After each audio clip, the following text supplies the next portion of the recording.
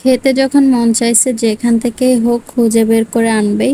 Season ছাড়া সিমের বিচি ভাবা যায়? হ্যালো এভরিওয়ান, আসসালামু আলাইকুম। কেমন আছেন সবাই? আশা করছি আল্লাহ তাআলার অশেষ রহমতে সবাই অনেক ভালো আছেন। আমরাও আপনাদের দোয়ায় ও ভালোবাসায় আলহামদুলিল্লাহ অনেক ভালো আছি। বাজার থেকে সিমের বিচি নিয়ে এসেছে। আজকের পর্বে রান্না করে দেখাবো রূপচাঁদা মাছ দিয়ে সিমের বিচির রেসিপি। আমরা এগুলোকে খাইসা বলে থাকি।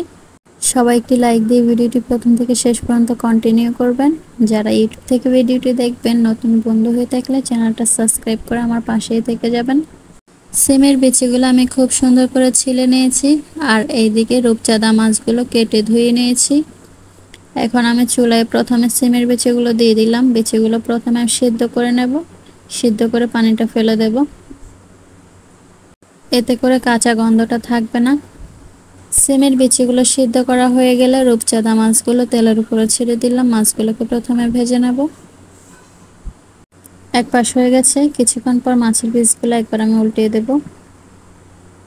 মাছগুলো ভাজা হয়ে গেলে রান্নার জন্য কড়াই বসিয়ে দিলাম। কড়াইতে দিয়ে দিলাম সয়াবিন তেল। তেল গরম হওয়ার পর দিয়ে দিলাম পেঁয়াজ কুচি। পেঁয়াজ কুচিগুলো একটু নেড়ে ছেড়ে দিয়ে লাল করে ভেজে নেব। পেঁয়াজগুলো নরম হওয়ার জন্য দিয়ে দিলাম লবণ। পেঁয়াজগুলো বাদামি রং হওয়ার পর দিয়ে দিলাম টমেটো কুচি। টমেটো কুচি দেওয়ার পর একে একে দিয়ে দিলাম মরিচের গুঁড়া, দিয়ে দিলাম হলুদের গুঁড়ো, দিয়ে দিলাম ধনিয়ার গুঁড়ো, দিয়ে দিলাম আদা বাটা, রসুন বাটা, সামান্য পানি দিয়ে দিলাম। এবার খুব ভালো করে নেড়েচেড়ে দিয়ে মশলাটা বেশ কিছুক্ষণ কষিয়ে নেব। মশলা বেশ কিছুক্ষণ কষানোর পর একটা বেগুন কেটে রেখেছিলাম ছোট ছোট করে, বেগুন দিয়ে দিলাম। সিমের বিচির তরকারিটা ঘন হবে। সিমের বিচিতে বেগুন খেতে সবাই খুব পছন্দ করে আমার বাসায়। বেগুন দেওয়া হয়ে গেলে সিদ্ধ করে রাখা সিমের বিচিগুলো দিয়ে দিলাম। এবার খুব ভালো করে নেড়েচেড়ে দিয়ে কিছুক্ষণ কষিয়ে নেব।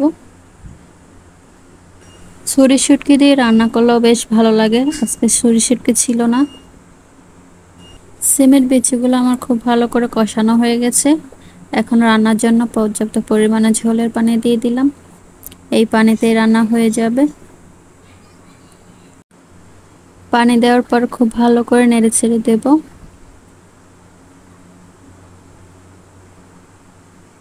খুব ভালো করে নেড়েচেড়ে দেওয়ার পর উপর দিয়ে ভেজে রাখা রূপচাঁদা মাছগুলো দিয়ে দিলাম। মাছগুলো দেওয়া হয়ে গেলে খুব ভালো করে নেড়েচেড়ে ঢাকনা দিয়ে ঢেকে রান্নাটা করে নেব। সিমের বিচি খেতে কে কে পছন্দ করেন, ভালো লাগলে কমেন্ট করে অবশ্যই জানাতে পারেন। বেশ কিছুক্ষণ পর আমার রান্না হয়ে গেছে।